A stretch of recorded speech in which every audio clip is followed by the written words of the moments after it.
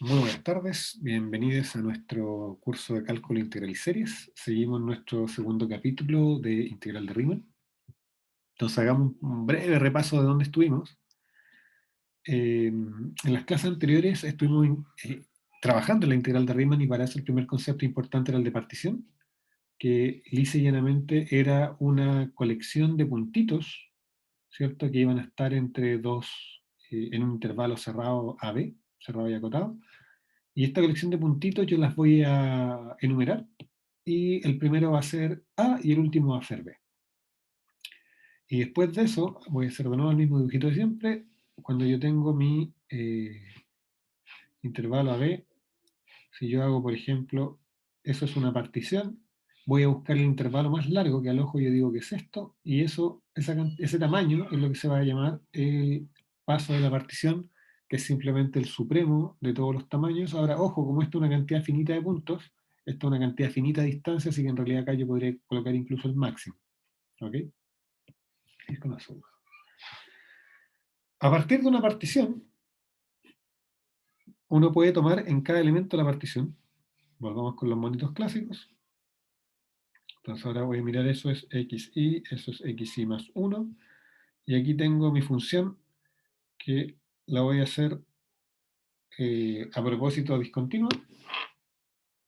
Entonces yo miro mi función y yo tengo derecho a mirar la imagen de este intervalito. Y la imagen de ese intervalito es un intervalito. Eso es, todo eso que está ahí es f de xy más 1. ¿Sí? Y cuando yo me pregunto por el valor más grande de estos tipos, el supremo de esos tipos, ¿cierto? O, que es lo que está puesto acá, o el ínfimo de estos tipos, moralmente me estoy preguntando por este valor y por este valor. ¿Ok?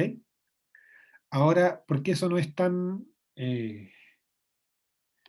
así? Porque yo acá hice un dibujo bastante particular. Si bien acá tengo una discontinuidad, las funciones pueden ser bastante más mal comportadas que lo que vemos acá. Pero para fijar ideas, uno podría pensar que cuando yo estoy tomando el supremo de la imagen del intervalito, que técnicamente es la inferior de sus cotas superiores, o sea, en particular m grande i es mayor que f de x para cualquier x que yo escoja en este intervalo, podría pensarlo que es como el valor más grande que alcanza la función en ese intervalo, aunque no necesariamente lo va a alcanzar porque no necesariamente va a haber un punto donde mi sea igual a f de x en ese punto. ¿Okay? Pero tomando el supremo de esta imagen y el ínfimo de la imagen, yo puedo construir la suma superior e inferior respectivamente, que simplemente equivalía a sumar el área, ¿cierto?, de los rectangulitos que puedo hacer por debajo de la curva y de los rectangulitos que puedo hacer por sobre la curva. Después de eso empezamos a trabajar y probamos ya varias cosas. Probamos, ¿cierto?, que cuando yo tengo una función definida y acotada en un intervalo, las sumas inferiores en una partición es más chica que la suma superior. Probamos que en realidad si yo tengo dos particiones cualquiera, no cualquiera, perdón, una partición y un refinamiento de ella, entonces la suma superior del refinamiento, perdón, la suma inferior del refinamiento va a ser más grande, mientras que la suma superior del refinamiento va a ser más chica. Y esto quiere decir que cuando yo voy refinando, ¿cierto? Las sumas inferiores van creciendo y las sumas superiores van decreciendo. Lo que es natural, porque mientras más puntos divido, mi cuadriculado, los rectangulitos que yo dibujo debajo de mi curva son cada vez más parecidos a la función. Y después vimos que para dos particiones cualquiera, la suma inferior de una va a ser siempre más pequeña que la suma superior de la otra. Y cuando yo tengo esto me dice que si yo miro sobre todas las particiones y miro el conjunto de sumas superiores, cuando yo muevo sobre todas las particiones, ese es un conjunto acotado inferiormente por cualquier suma inferior y es no vacío. Y viceversa, el conjunto de las sumas inferiores también es acotado superiormente y no vacío, entonces yo puedo definir el supremo de las sumas inferiores, puedo definir el ínfimo de las sumas superiores, y son cantidades que existen como números reales, ¿sí? Por el axioma del ínfimo y el supremo respectivamente. Y por último dijimos que una función iba a ser integrable si estos dos números de estos dos numeritos coinciden, y en tal caso no lo íbamos a anotar con rayitas, sino que simplemente lo íbamos a anotar así como esta S alargada entre A y B de F.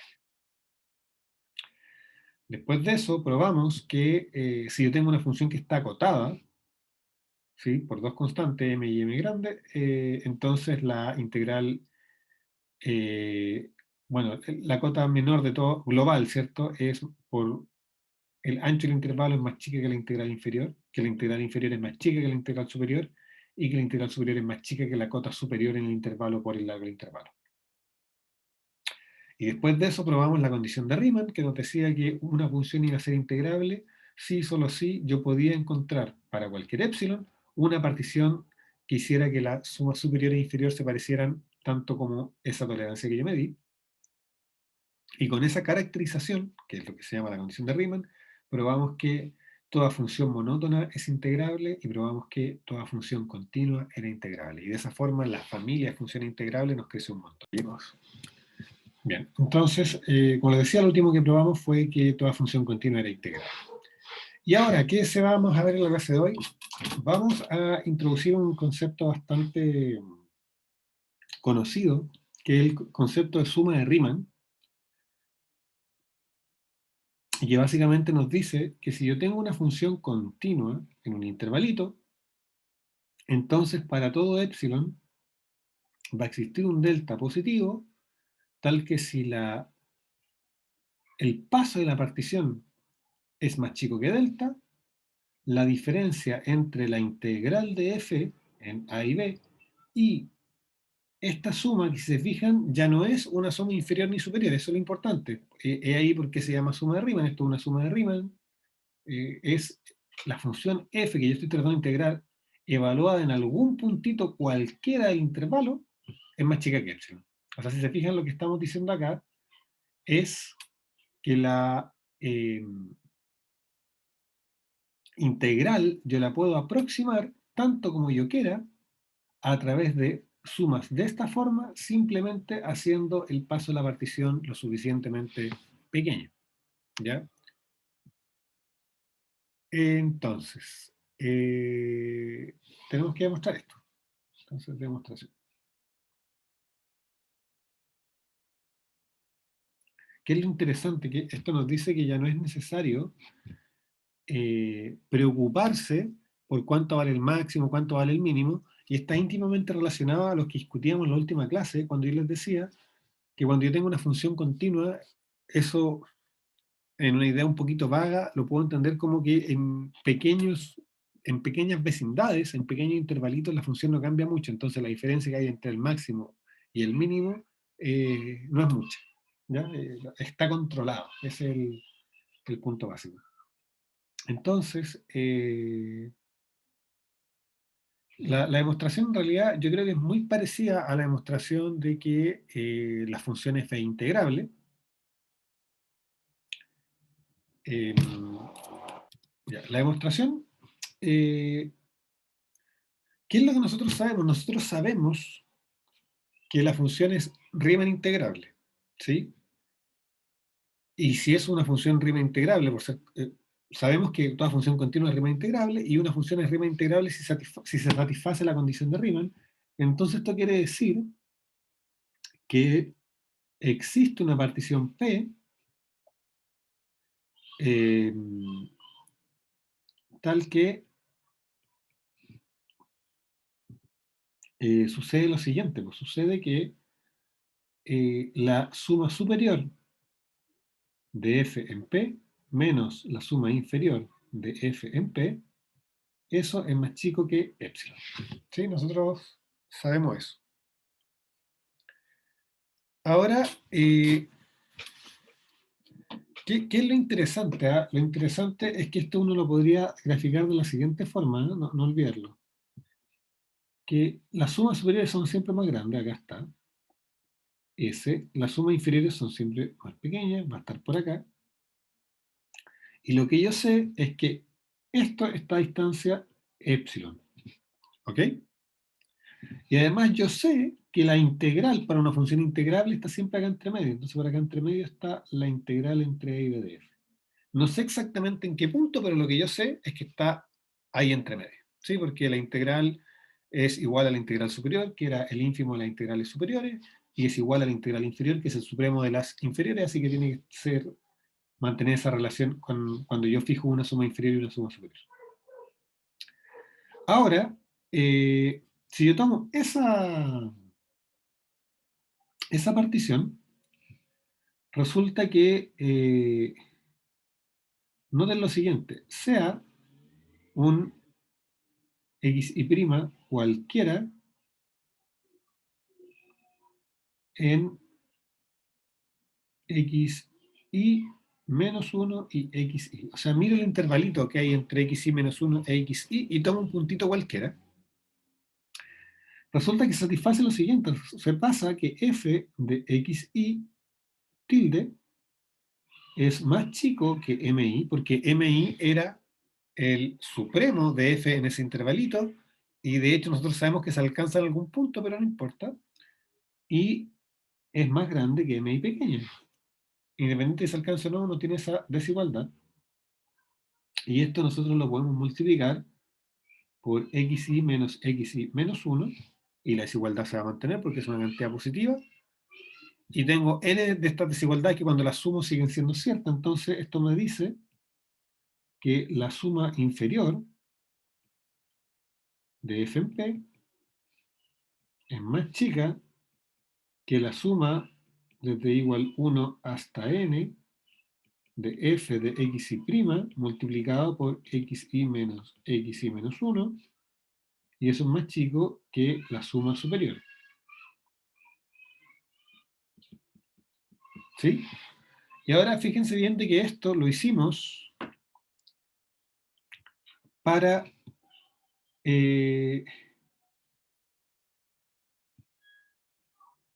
cualquier valor xy en el intervalito, ¿sí? Tal como lo dice ahí.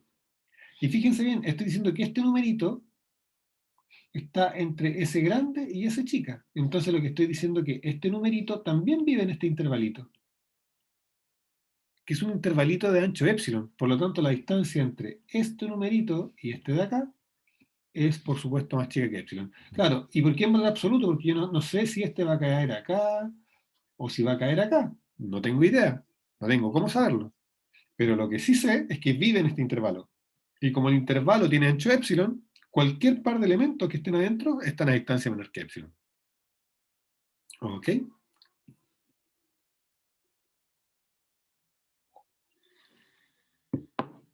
Entonces,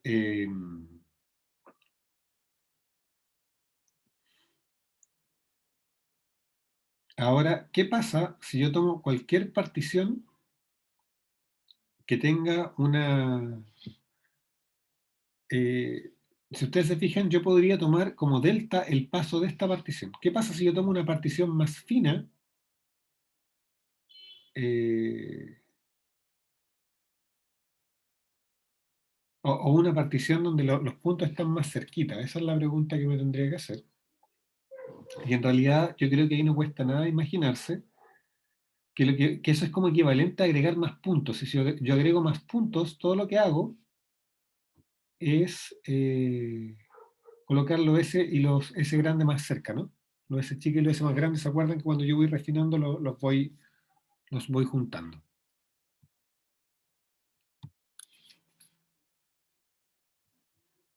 ¿Ok? Pero esencialmente el calculito que hicimos, o sea, con lo que hicimos, nosotros acabamos de probar que existe al menos una partición que satisface esta condición de acá. Ya dejemos eso anotado y veamos cómo lo generalizamos ahora a una partición cualquiera con un paso más pequeño. Ya miren, con esto lo que acabamos de probar es que existe una partición donde esto ocurre, pero en realidad nosotros no queremos probar eso, queremos probar algo más fuerte, que es para cualquier partición que tenga un paso más chico que delta. Entonces, vamos a hacer lo siguiente, y vamos a decir, miren, como f es continua, vamos a usar el argumento que es continua, y eso implica, ¿cierto? Como estamos en un cerrado y acotado, que f es uniformemente continua. Dado el epsilon, dado epsilon positivo, yo puedo encontrar un delta tal que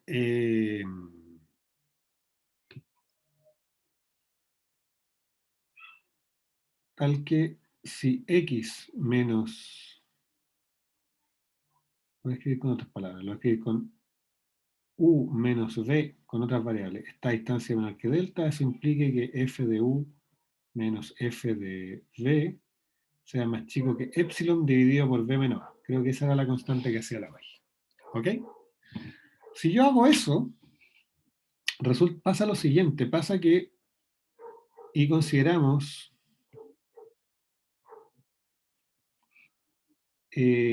la partición eh,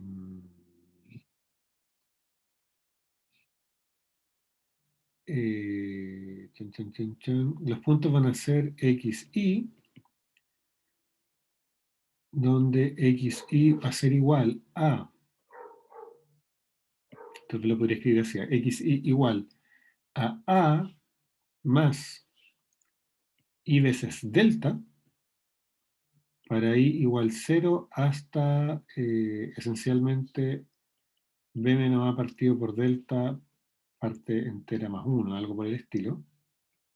Y lo que estoy diciendo es que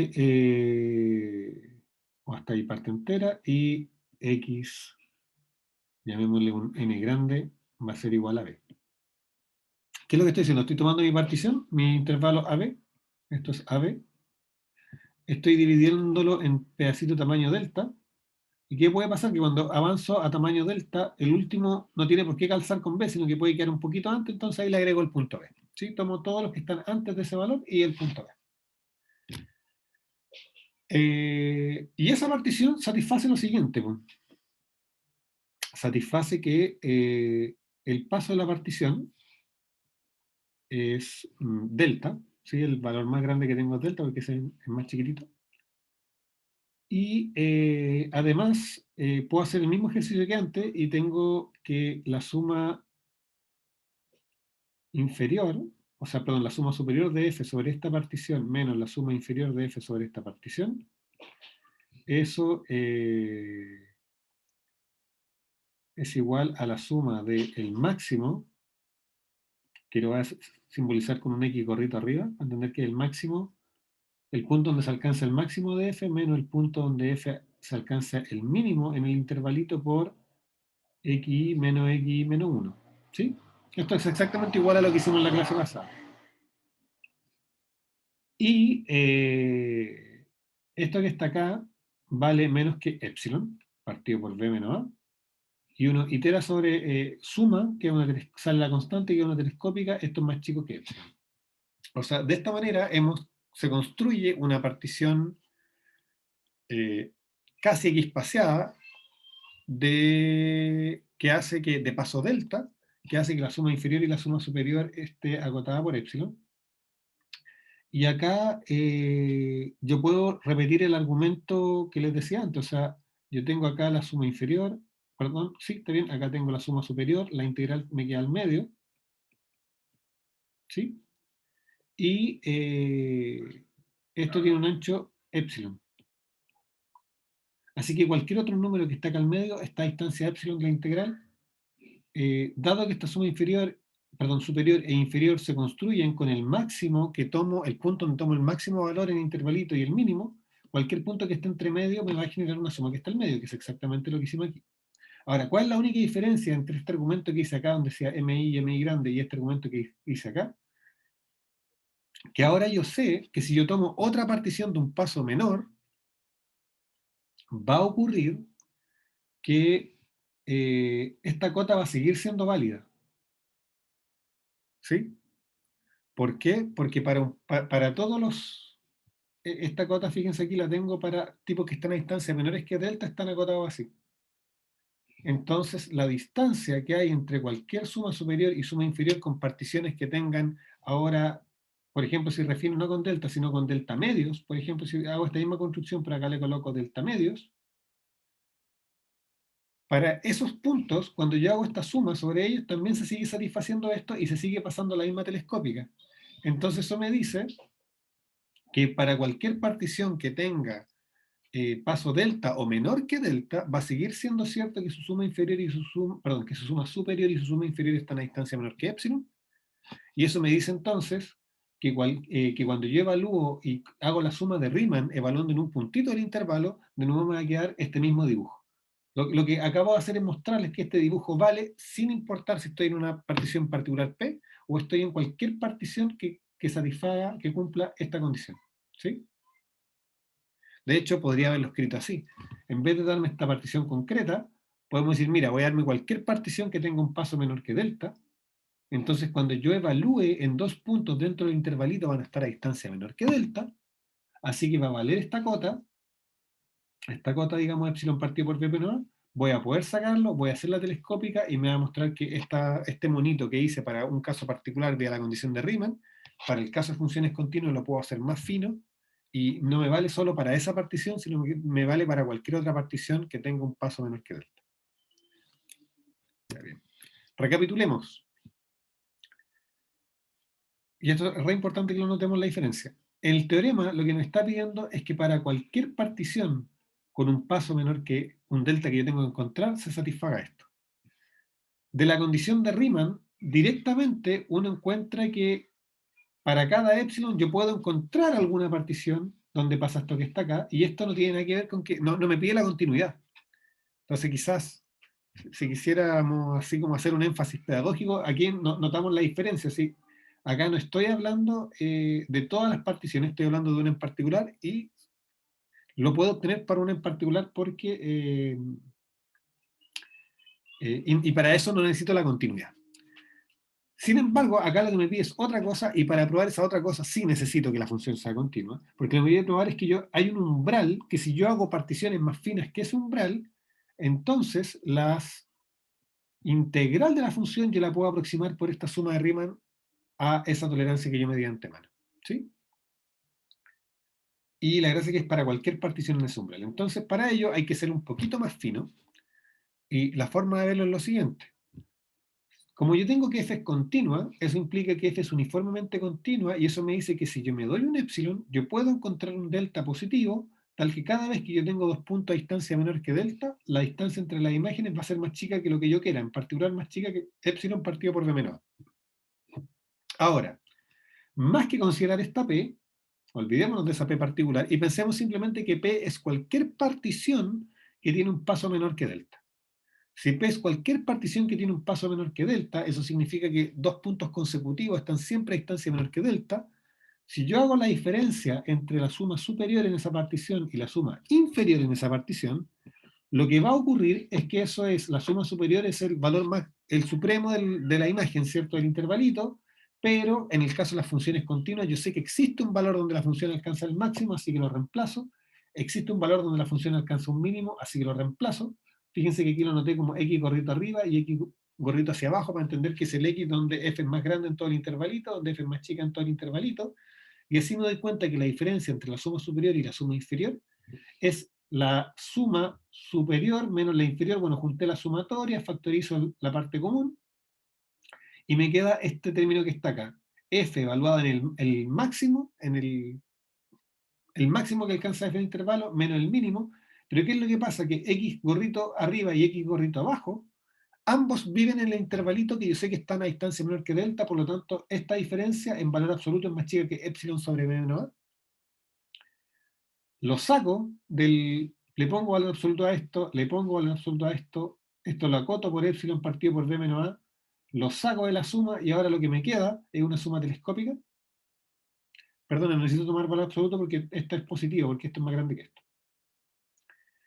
Lo saco y me queda una suma telescópica, y esa suma telescópica lo que me está haciendo es sumarme los distintos pedacitos del intervalo de la partición, así que la suma de todo ello es el largo total. Entonces, lo que me dice esto es que la diferencia para cualquier partición con paso menor que delta, entre su suma superior y su suma inferior, va a ser más chica que epsilon. O sea, ese monito que hicimos antes vale ahora, pero no solo para una partición, sino que no es que exista una partición, sino que para toda partición que tenga un paso menor que este delta que ya encontramos, que es el que nos da la continuidad uniforme. Y entonces el monito vale, pues acá tengo su suma inferior, suma superior, y la integral tiene que quedar al medio. Y cuando yo hago la suma de Riemann, como también queda al medio, si yo tengo 2 puntos en un intervalito tamaño epsilon, bueno, la distancia entre esos 2 puntos es más chica que epsilon también. Y ahora sí, con eso creo yo que la demostración queda mucho más clara. un poquito para ir cerrando, lo que acabamos de probar hace que uno tenga ganas de decir, mira, la integral de una función continua, yo lo podría interpretar como el límite de esta sumatoria, la sumatoria de las f en algún valor, por el delta xi, que es el tamaño del intervalito, ¿sí? Cuando el paso de la partición se va a cero, que es equivalente a decir esta diferencia se va a cero. O que implica más bien que esta diferencia se vaya a cero. Ahora, ¿qué es lo que pasa? Cuando el paso de la partición se va a cero, también la cantidad de n's de intervalitos donde lo estoy sumando diverge infinito, entonces esto es una notación, ¿eh? No es algo formal.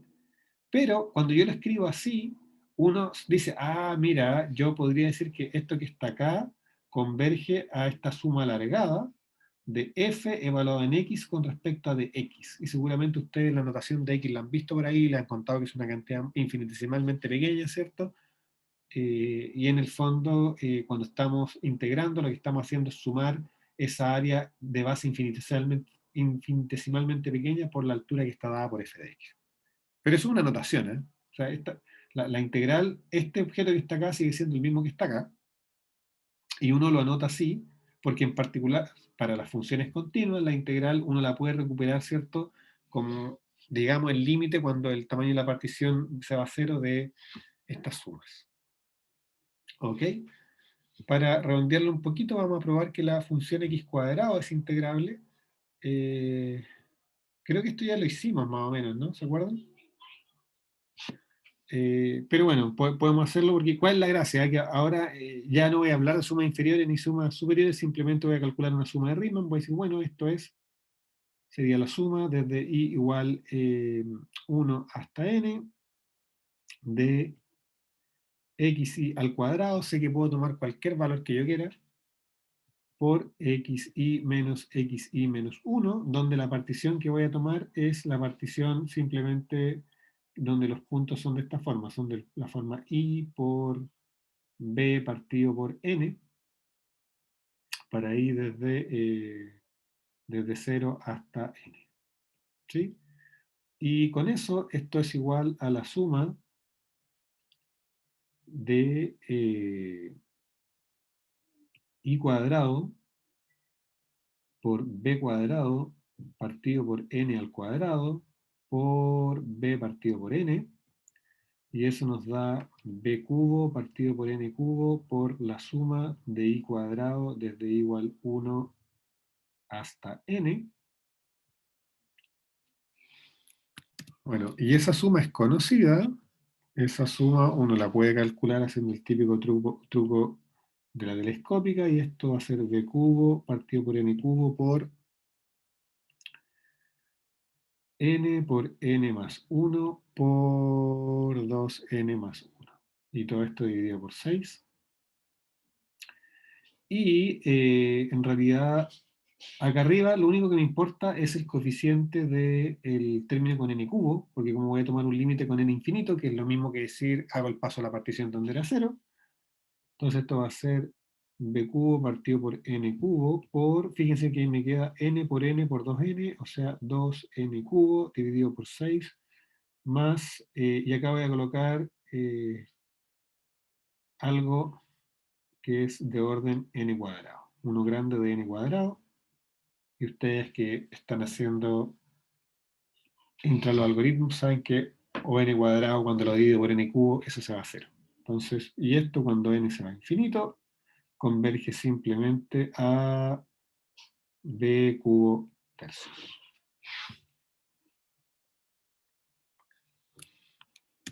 Y con eso hemos calculado la integral, ¿sí? Entonces esto converge a eso, así que esto nos dice que la integral entre 0 y b de la función x cuadrado, que para ser fiel a Riemann le colocamos esa notación, va a ser igual a b cubo tercios. Bien, continuamos. Entonces, ahora vamos a probar varias cosas de las integrales. Vamos a probar ciertas propiedades de la integral, y para ello vamos a hacer ¿cómo decirlo? Algunos lemas técnicos primero, ¿ya? Estos lemas que en principio no los ve y no sabe bien dónde los va a usar, pero es preciso tenerlos. El primero de ellos es algo súper, súper importante, y que uno dice, chuta, es obvio que tiene que ser así, pero bueno, probemos que efectivamente es así. Y es que si yo tengo un intervalo AB, entonces imagínense que tengo mi función f, eso es f, acá tengo A, acá tengo B, y por acá tengo R, y por acá tengo S. Bueno, si f la puedo integrar entre A y B, debiera ser natural que la pueda integrar también entre R y S. ¿Sí? Y es como, dice, bueno, obvio que eso se tendría que poder. Sería raro que no. Bueno, se puede, pero hay que demostrarlo. Entonces la demostración, vamos a usar la condición de Riemann, entonces, ¿cierto? Entonces, si f es integrable en AB, ¿cierto? Bueno, eso significa que existe una partición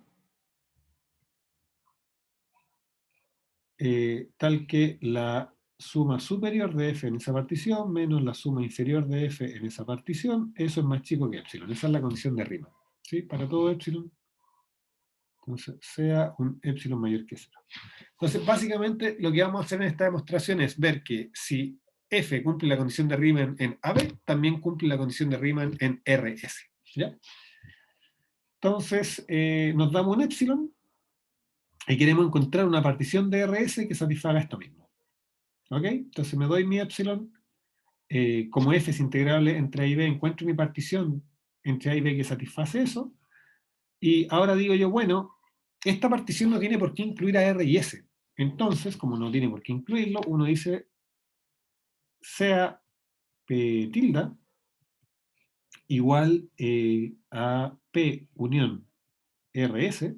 Eso significa que P tilde es un refinamiento de P, y eso implica que si yo hago la suma superior ahora de F en P tilde menos la suma superior de F en P tilde, eso también es más chico que epsilon. ¿Sí? Ok. Entonces ahora, eh, uno tiene lo siguiente, y estas son las cosas que realmente un monito ayuda.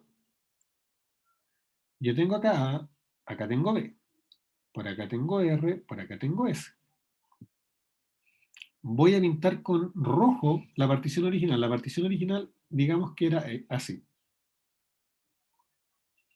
¿Ya? A ver, voy a... Digamos que esa era la partición original, y nosotros le agregamos a esta partición original dos puntitos. S y S. ¿Ok? Entonces fíjense que son de las cosas que a veces es más difícil escribirlas, pero bueno. Si yo escribo la suma superior menos la suma inferior, eso que está ahí, lo voy a llamar delta, fíjense que delta es igual a la suma desde i igual 1 hasta algún número que no quiero escribir para no enredarme, de un m grande I menos el m chica I, y todo eso multiplicado por el delta xi. ¿Sí? Vamos a usar ahora la notación delta xi. Ahora, ¿qué es lo que pasa? Que si se fijan bien, esta suma de diferencias, que son todas positivas, como que hasta el intervalo anterior al que aparece R, no cambian en nada. Después de ese, tampoco cambian en nada. ¿Sí? Sí, voy a agregar un par de puntitos para que... Entonces, pónganse que yo tenía acá así, y acá tenía dos puntitos más. Ahí. Solo para enfatizar que si se fijan, en ese intervalito sigue siendo igual, ese intervalito sigue siendo igual, y lo que pasó es que este intervalo quedó partido. Y este intervalo quedó partido. Pero después de los intervalos donde estaban originalmente R y S, las cosas siguen igual. Así que esto yo lo puedo escribir de la siguiente manera, miren. Lo puedo escribir como la suma desde i igual, voy a escribir 1, fíjense hasta lo que voy a escribir, le voy a llamar un K de R. Y K de R, no, le voy a llamar A de R, para decir el que estaba justo antes de R, hasta el que estaba justo antes de R, de MI menos MI, por delta XY, eso no cambia, más. Entonces acá, cuando miro, ahora estoy parado justo en esta parte. Estoy parado justo ahí. ¿Sí? Estoy parado justo ahí. Entonces ahora voy a tener dos elementos nuevos que no estaban en mi partición original, que va a ser un M de ADR 1 menos un M de ADR 1 por delta XAR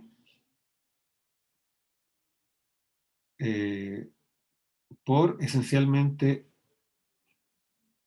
R menos un XI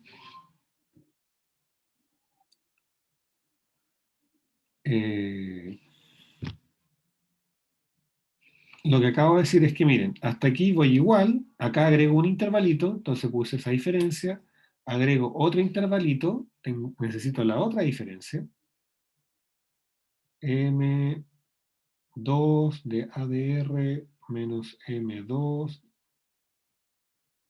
de ADR, y todo esto por algún X menos R, más, ¿y qué es lo que pasa? Que si ustedes se fijan, y aquí es importante que lo miren con atención, cuando yo empiezo a trabajar con ese intervalito, con ese intervalito, con ese intervalito, con ese intervalito, esencialmente lo que hago es mirar una partición de RS. ¿Sí? Lo que queda ahí es una partición de RS. Entonces, bueno, ya voy a agregar otra hoja. Pero miren, antes de pasar a la otra hoja, quiero decir que acá nos faltan términos, ¿cierto? Entonces, ¿qué es lo que nos falta? Nos va a faltar lo que ocurre entre R y S, entonces le voy a llamar un delta entre R y S, y nos falta un delta entre S y B. ¿Sí? No sé si están de acuerdo que tal vez debería partir así, pero yo puedo separar ahora esta diferencia, que es una diferencia de la suma superior e inferior sobre todo este intervalo, es la suma de una diferencia entre cuando hago suma inferior en este pedacito, más cuando hago en este pedacito, más cuando hago en ese pedacito. ¿Sí? Y yo creo que la parte fundamental, de hecho, si se fijan, este punto que puse acá era ese, así que en realidad ese está en, ese que está ahí es ahí nomás. Lo voy a colocar aquí y lo voy a colocar simplemente acá, más delta entre R y S. Ahí sí. Si ustedes se fijan, lo fundamental es que esto que está aquí es positivo, porque siempre estoy restando, tengo un número más grande y uno más chico, y los resto y los multiplico por algo positivo y sumo. Entonces, esto es positivo y esto es positivo. Entonces, ¿qué es lo que yo tengo? Y esa es la parte clave, más que el detalle mismo sobre el intervalito. Fíjense bien, yo sé que lo que acabo de decir es que la diferencia que había entre A y B, yo la escribí como la diferencia que hay entre A y S, más una diferencia entre, perdón, A y R, más una diferencia entre R y S, más una diferencia entre S y B. Y yo tengo que todo esto es más chico que epsilon, pero esto es más chico que epsilon, perdón, esto es positivo y esto es positivo. Entonces, si yo tengo que esta diferencia más dos cosas positivas menor que epsilon, no me queda otra que esa diferencia sea más chica que epsilon también. Pero esa diferencia que corresponde, fíjense en lo que trataba de mostrar con el dibujo, corresponde, este pedacito de acá es simplemente la suma, la diferencia que hay entre la suma superior de todos estos puntos y la suma inferior con los mismos puntos. O sea, RS, delta RS, no es otra cosa que la suma superior de F cuando yo estoy en P tilde pero restringida al intervalo RS menos la suma inferior de F sobre la misma partición pero restringida al intervalo RS. O sea, lo que acabo de decir es que si yo tomo mi partición original, recapitulo la demostración, me doy mi epsilon. Yo encuentro una partición del intervalo original AB que satisface la condición de Riemann. Como yo no sé si esa partición incluye los puntos R y S, se los agrego y genera mi partición P tilde. Y todo lo que hice después fue intentar mostrarles, convencerlos, de que cuando yo miro la diferencia entre la suma superior e inferior de este pedacito, de los puntos que están en ese pedacito, eso es más chico que la diferencia entre la suma superior e inferior de todos los puntos. ¿Y por qué? Porque la diferencia entre la suma superior e inferior de todos los puntos, que es esto, yo lo puedo separar por pedacitos, como lo fui haciendo acá. Dije, miren, voy a mirar hasta el punto que está justo antes de R. Tengo eso, después ese intervalito me lo partió en dos, entonces me apareció algo nuevo. Después me aparece lo que obtengo a partir de R, hasta S, y después está lo que pasa después de S. Y al final, esos tres pedacitos, que es simplemente separar la suma por partes, que es algo que siempre puedo hacer una suma finita, siempre son en base a términos positivos. Entonces eso me dice que si esos tres términos positivos son más chicos que una cantidad, cada uno de ellos también lo es, en particular el del medio, pero el del medio es en realidad mirar esta función f en el intervalo rs y hacer una suma superior y una suma inferior en ese pedacito. Entonces, ¿cuál es la conclusión final entonces? Que yo me di un epsilon y encontré una partición de RS que satisface la condición de Riemann, por lo tanto la función es Riemann integrable en ese intervalito.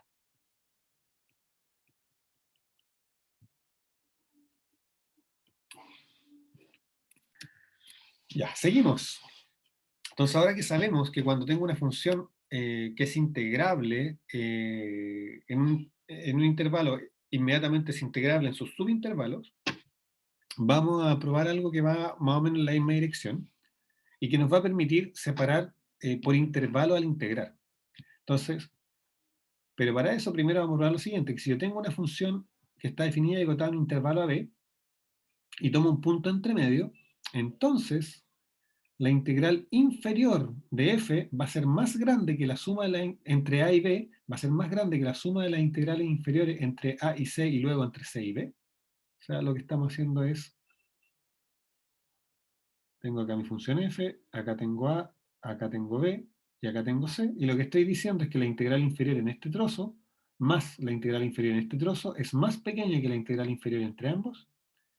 Y una cosa análoga, pero para el otro lado con respecto a las superiores, que la integral superior del intervalo completo es más pequeña que la suma de las integrales superiores. ¿Ok?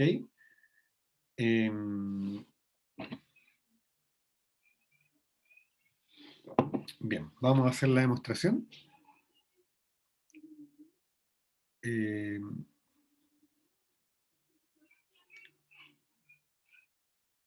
Entonces, denme un segundo. Tun, tun, tun.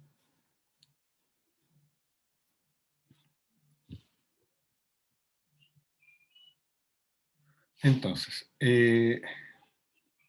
pasa lo siguiente, miren. Si yo tengo una... Entonces, a este lo voy a llamar 1, a este lo voy a llamar 2. 1. ¿Qué pasa si yo tengo P1 que pertenece a las particiones de AC y P2 que pertenece a las particiones de CB? Bueno, si hago eso, entonces yo tengo que P igual P1 unión P2, eso está en las particiones de A hasta B. ¿Sí? Y de hecho, para cualquier par de particiones que yo tome en este lado y este lado, genero una para todo el intervalo, pero son particiones que en particular incluyen a C. Así que no son todas las particiones que puedo tener, porque yo sé que hay particiones que no incluirían a C. Ahora, entonces, pensemos qué pasa con la suma inferior. ¿Qué pasa si yo tomo una suma inferior de f en P1 y le sumo la suma inferior de f en P2? Bueno, eso naturalmente es igual a la suma inferior de f en P. ¿Sí? Y es realmente natural, porque fíjense bien, yo tenía esto dividido, tengo eso dividido, puede ser un monito mejor. Entonces acá tengo A, tengo B, tengo C. Tenía mi partición 1, eran esos puntos. La partición 2 era el mismo punto C, que lo voy a volver a anotar, el punto B, ¿cierto? Y esos puntos. Y si se fijan, como los conjuntos son disjuntos entre las particiones, resulta que cuando yo hago la suma superior o inferior en este caso sobre estos intervalitos, esto, eh, es lo mismo que hacer primero esta mitad, hacer esta otra mitad y juntarlo. Eso es evidente. Ahora, ¿cuál es la gracia? Fíjense bien, de que esto es más chico que la integral inferior de f en AB. ¿Por qué? Porque yo sé que la integral inferior es el supremo de las sumas inferiores.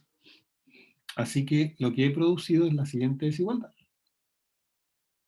Así, para toda partición 1 que pertenezca a las particiones de AC, y para toda partición 2 que pertenezca a las particiones de CB, resulta que la suma inferior de f en P1 más la suma inferior de f en P2 es más chica que este número que es la integral inferior de f entre a y b y que no depende de P1 ni de P2.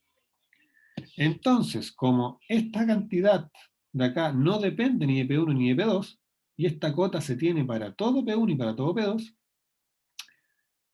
eh, para convencerse uno puede hacer lo siguiente, decir, bueno, yo puedo pasar esto para la derecha y tengo que S, la suma inferior de f en P1, es más chica que este número, la integral inferior entre a y b de f, menos S de f, P2.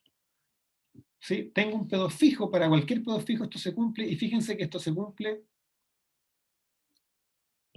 para toda partición en P, las particiones entre A y C, tengo esta desigualdad, o sea, esto que está aquí es una cota superior de las sumas inferiores, y si es una cota superior de las sumas inferiores, tiene que ser más grande que su supremo, porque el supremo era la menor de las cotas superiores, o dicho de otra forma, uno dice, bueno, si esto vale para todo P1, también vale para su supremo, entonces esto implica que la integral inferior entre A y C de f es más chica que la integral inferior entre A y B de f menos S de f, P2. Ahora puedo pasar este para el otro lado y dejo las dos integrales a la derecha. Entonces esto me implica que S de f, P2 es más chico que la integral inferior entre a y b de f menos la integral inferior entre a y c de f. Y eso para todo P2. Así que también vale para su supremo. Entonces esto implica que la integral inferior entre b y c de f, y ahora puedo devolver esta otra, o no, lo voy a dejar ahí nomás. La integral es más chica la integral inferior entre a y b de f menos la integral inferior entre a y c de f. Y si ustedes toman esto y lo ponen en el otro lado, es exactamente lo que queríamos probar. ¿Ya? Y la desigualdad 2 se prueba exactamente de la misma manera, con la diferencia de que como la integral superior es un ínfimo, la desigualdad me queda para el otro lado. ¿Sí? Es exactamente el mismo proceso súper análogo, así que se los dejo todos de ejercicio.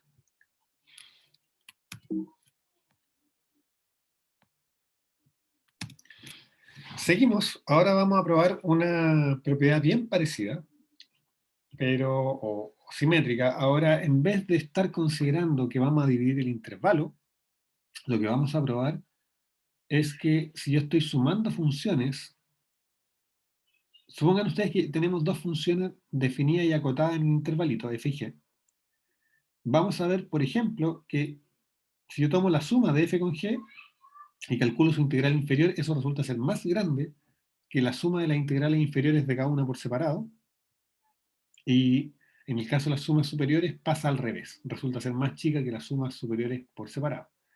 Entonces, como yo ya hice delante una de las dos desigualdades, de nuevo voy a hacer solo una, pero ahora en este caso voy a hacer dos, que es con integrales superiores, cosa que les quede un modelo de cada una. Entonces, probamos dos. Y esto va a pasar vía trabajar con sumas superiores, ¿sí? Entonces, lo primero, darse cuenta de lo siguiente, miren, si P1 y P2 son particiones cualquiera de AB, ¿cierto? Y yo tomo P su refinamiento,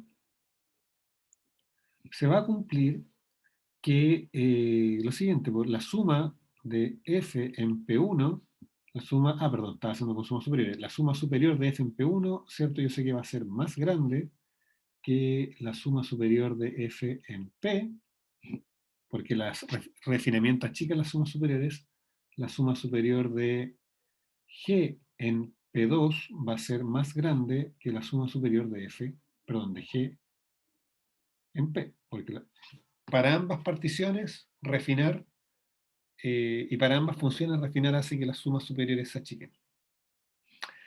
Tenemos eso que está ahí. Ahora, por otro lado,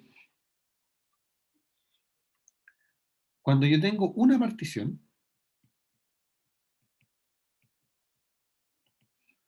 yo tengo lo siguiente, que la suma superior de F más G en P, eso es más chico que la suma superior de F en P más la suma superior de G en P.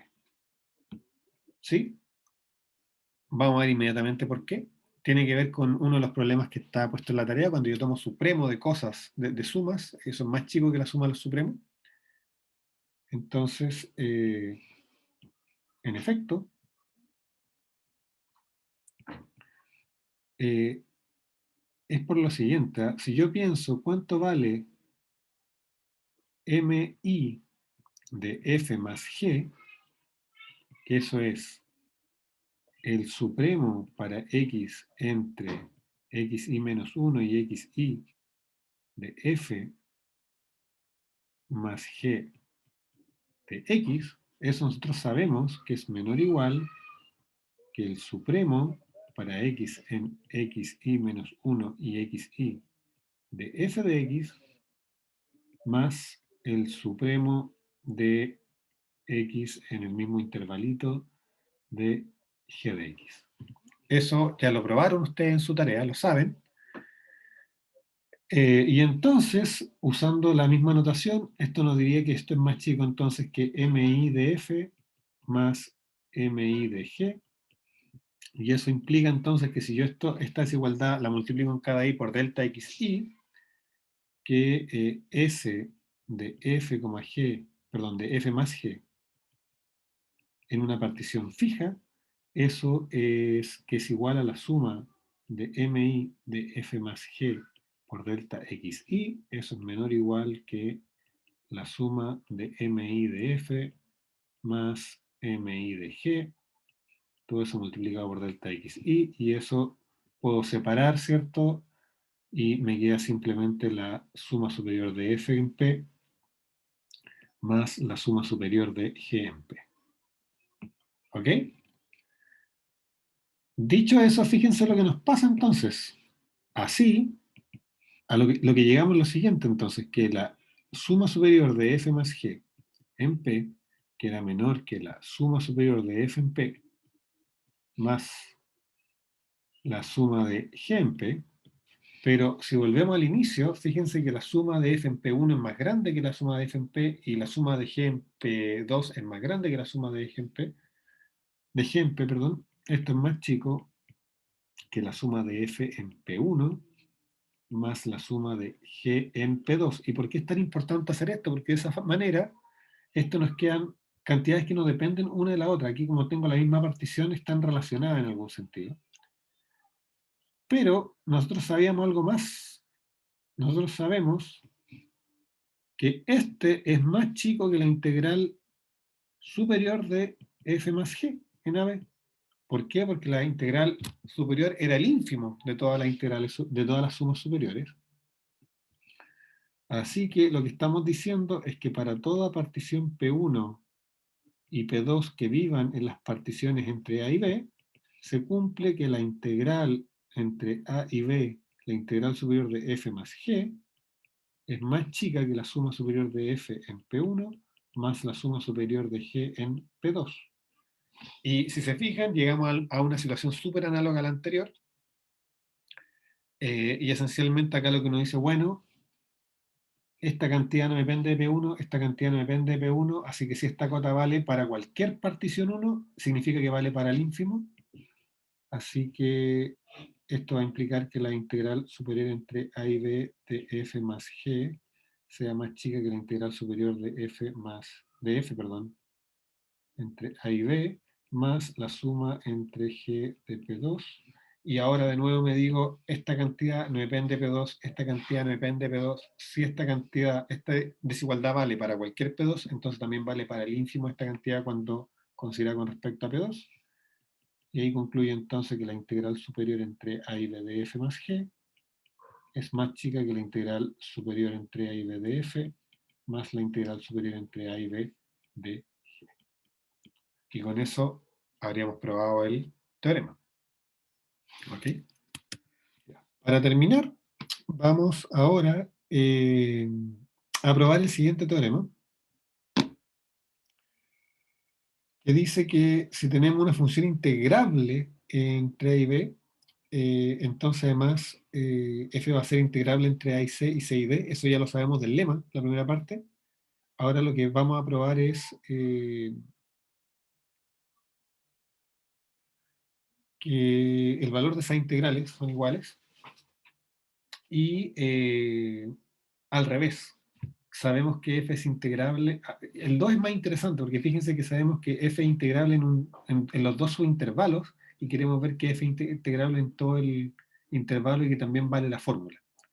1 y 2 son bien distintos. No es lo mismo lo que estamos diciendo. Acá estamos partiendo de una integrabilidad en todo el intervalo y concluyéndola en dos subintervalos, mientras que acá estamos partiendo de la integrabilidad en los dos subintervalos y queremos llegar a la integrabilidad en el intervalo completo.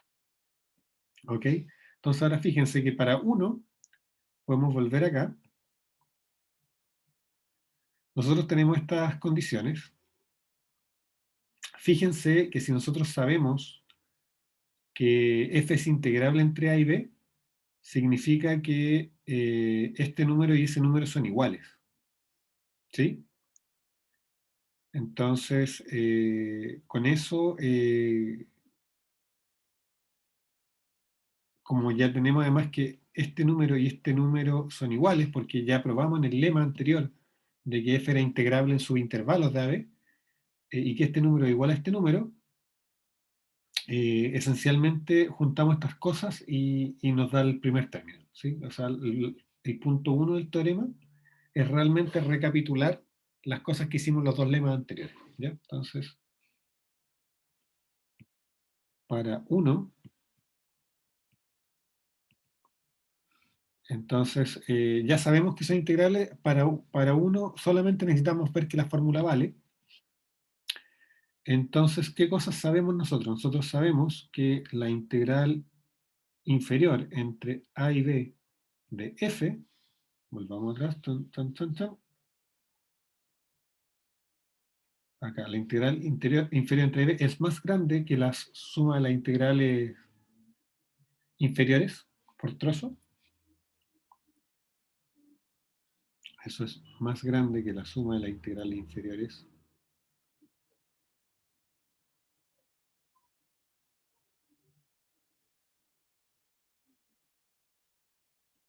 Y sabemos que la integral, pero esto es igual a la integral superior. Es igual a la integral, no me lo voy a colocar seca, es igual a la integral entre a y b de f. Y sabemos también que las integrales superiores cumplen lo mismo para el otro lado, entre a y c de f más la integral entre c y b de f. Eso es menor o igual a la integral superior entre a y b de f. Y eso es la integral nomás entre a y b de f, porque f es integral en todo el intervalo.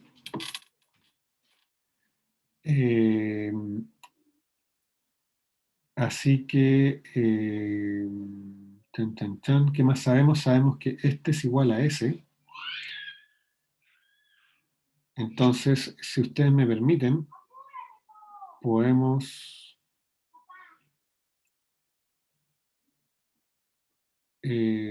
no, ahí estamos listos. Porque, miren, voy a hacerlo rápido. Voy a borrar esto porque sé que eso existe, sé que eso existe y eso existe. Entonces, fíjense qué es lo que tengo. Tengo que esa cantidad es menor o igual que esta cantidad, ¿sí? Eh,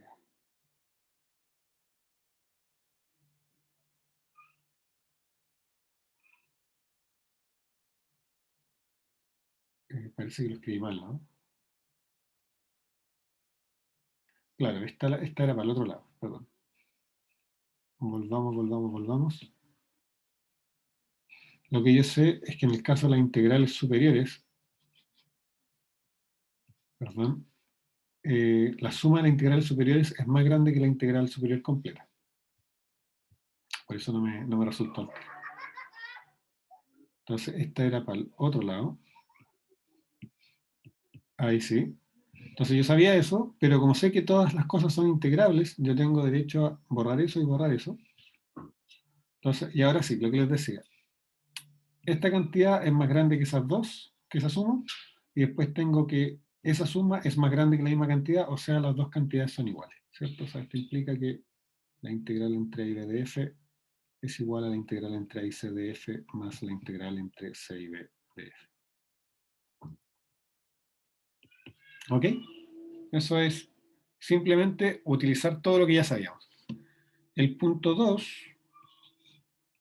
ese lo dejamos para la próxima clase porque es más delicado y nos va a tomar más tiempo terminarlo. ¿Ok?